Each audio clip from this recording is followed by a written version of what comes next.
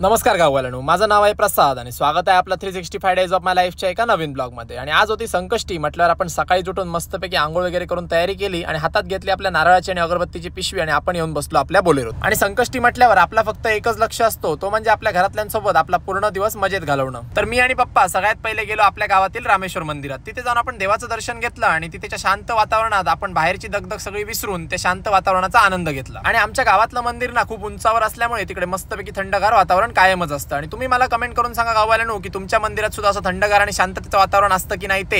आणि त्यानंतर आपण परतलो आपल्या घरी आणि घरी येऊन बघितलं तर आई आपली मस्तपैकी नैवेद्यासाठी करत होती मोदक, आणि ते सुद्धा उकडीचे मोदक। आणि जसे मोदक रेडी झाले तसे आपण आपल्या सगळ्या घरातल्यांना घेऊन गेलो पिंगोळीतील गणपती मंदिरात बाप्पाला नैवेद्य दाखवायला। तिथे जाऊन नैवेद्य दाखवला आणि त्यानंतर मग आपण सगळी जण गेलो स्त्री पिक्चर बघायला आराध्य सिनेमाज मध्ये। आणि मी तर हा पिक्चर दुसऱ्यांदा बघत होतो, पण आपल्या घरातली पहिल्यांदा बघत असल्यामुळे त्यांना भरपूर मजा आली। मग आपण रात्री 1 वाजता परतलो आपल्या घरी। सो फायनली असा होता आजचा आपला दिवस। आणि तुम्हाला व्हिडिओ